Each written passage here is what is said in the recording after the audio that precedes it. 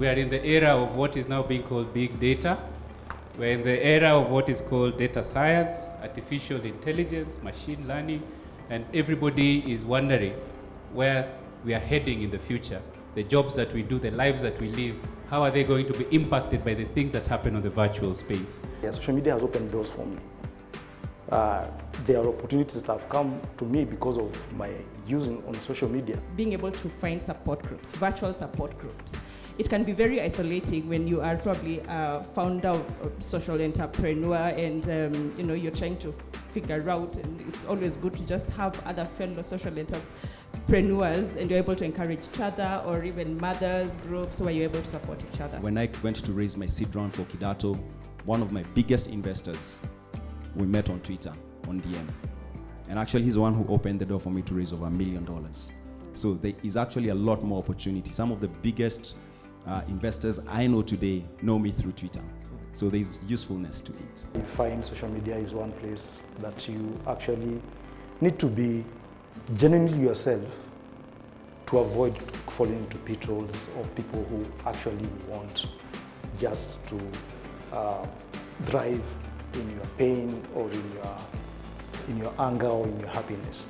And so you need to choose how to use it. I've trended so many times, I've even lost count, but sometimes it affects you if it becomes personal. So maybe someone, instead of focusing on you, they start focusing on the people around you. It is, how many followers do you have? How often do you post on social media? How actively you're engaging with your audiences? And that's part of your performance indicators. And that pressure, puts a strain. It causes anxiety. It makes us worry about, perception and what sort of image we are projecting out there and whether people will like it. You're always then asking yourself, what's the next thing that I'm going to post? And is it going to get the same traction? Because you're just as good as your last post, as we say in the newsroom. You're just as good as your last story. Yeah. And so I also know that responding on social media does take a lot of energy. And you really need to have it. And you need to choose your battles wisely. Which ones do? Is it worth it? No. Don't share private information about you. Because you can go to someone's Facebook, Twitter, you know where they live, you know how many children they have, you know their birthdays, you know which school they went to, you know the day they were baptized, you know their anniversary. What do you share online? What are you comfortable with? The social media platforms have community guidelines that can help you take down that content, that can help you block. Unfortunately, a lot of trolls, a lot of bots are created, but community guidelines are one way. There are laws, there's the Computer Misuse and Cyber Crimes Act where you can report. Unfortunately, our police will go to a police station, ati ulishia nini? Ebu tuonyeshe. Nini ali? You know that guy. So then you show them, okay, this is what he shared. Na wewe kazi yako tu ni, so you're a victim, you're re-victimized. Have that relationship with your child so they can be able to come and tell you if they what Ole is saying when they're being abused online. Okay, do they have a relationship? Are they confident enough to come and tell you? What values have you given them? You can't tell them internet is bad. So when you tell them, so they're able to regulate themselves because that is their world. The internet does not forget, and there is no nice way of saying it. If it's out there, we are not getting it back. So we have a program, there's at Google, where we work with young people and want to teach them about online safety. And the website is g.co, Be Internet Awesome. It really teaches parents and children on how to be internet awesome, how to be bold, how to know what to say and what not to say, and just giving the people the tools to make a decision. Should I share this information or shouldn't I? How is it that we get to hear about pay slips or things that are leaking and people are then circulating? What should you share and what shouldn't you share? Let's take back the ownership. Let's be the drivers of how we consume social media. That social media literacy is missing. Questions about, do I believe everything that I see on social media? I have friends who seem to be living life on the fast lane, and I ask myself, what did I not do right? So that pressure is there. It is, it comes out in varying degrees depending on who you're talking to, but it is there. And that social media literacy then would entail just being aware of, the fact that not everything that people share on social media is true. Think before you post. Is it true? Is it helpful? Could be true, but who is it helping? Is it inspirational? Is it necessary? And finally, is it kind? The internet is not a tool that should use you. Social media is not a tool to use you. We have seen people get depressed because of, unrealistic expectations from social media. You see people, and then you're imagining that everybody is happy and you're the only one. We have influencers, we have people who have brands out there who, believe that this is the life that they've created on social media, and this is what people believe they are. And so they also need to look like that in the physical life. Yet probably their finances or their means do not allow for that. So what happens? They start trying to live within that means, and then of course get broke, and then probably, get into debt. And then we have seen people also end up, taking their own lives because they do not know how to get out of that. If you don't have the facts for it, don't say it. But if you have the facts, say it. Because at the end of the day, there are a lot of people who are looking at you as a journalist to ensure that you give them that information.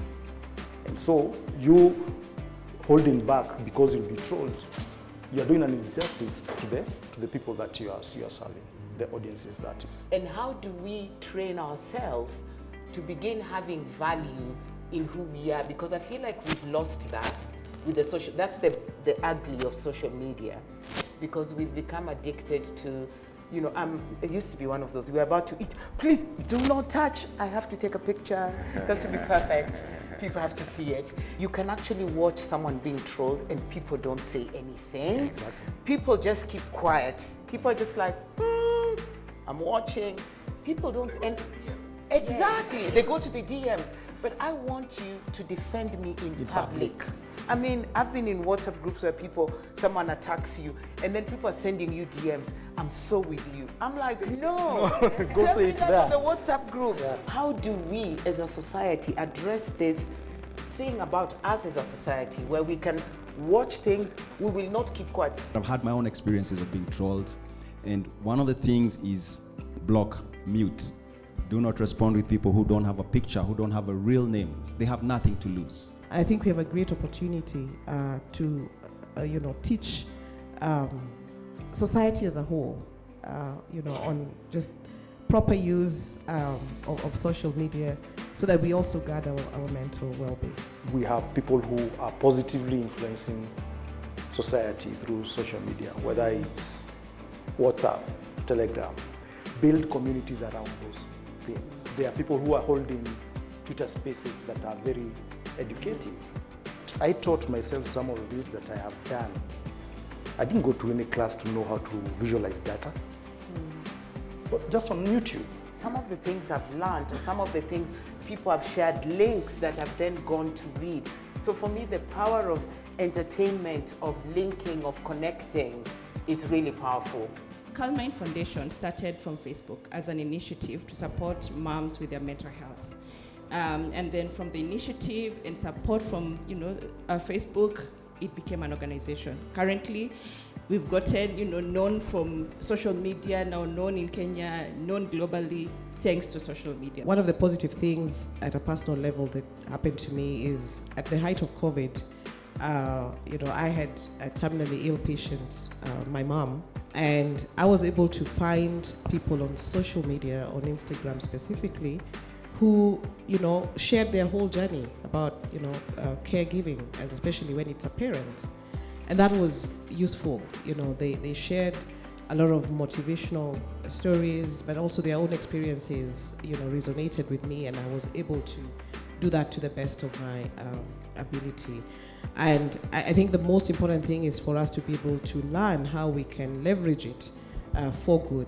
It's one of the things we're trying to do at the Graduate School of Media and Communications. I had to say that, where we are working with different, communities, empowering them, giving them the skills and competencies on how to leverage social media for good.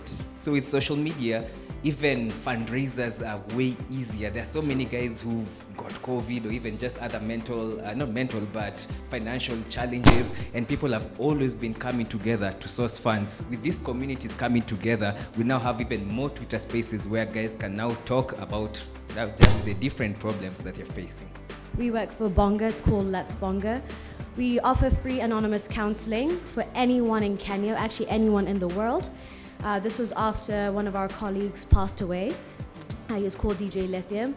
He passed away in the office, and we decided to jump into action and offer free anonymous counseling to anyone, any age, at any time.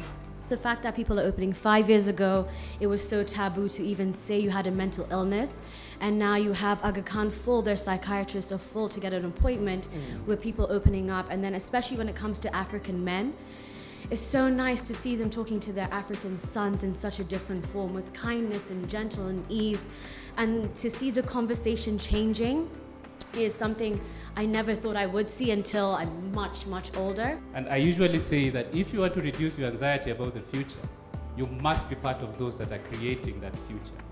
And if you are part of those who are creating that future, then you can predict with a certain degree of confidence what's going to happen, and your anxiety will be down. Appreciate it. Tea served. I love the conversation about social media, the good, the bad, the ugly. We were open. Love the fact that even the audience was very open with the questions that we were asking. Well, the fact that I deal with children means that this is a very valuable conversation. Like, how can we as adults behave better on the internet so that our children can actually even, learn from us on our good habits, and instead of taking up our bad habits. One of the things we all have to keep in mind, that the bad people look like they are winning when the good people are quiet. So all of us, the good people on the social media, have to come out, defend each other, push the right things on the social media as the trolls try to troll us. We are more. The good people are more than the bad people on the social media. I have enjoyed moderating this conversation on social media and mental health. It has revealed so much about what we are as a society. It has showed us that we have opportunities, but we have problems as well, and need to deal with them collectively.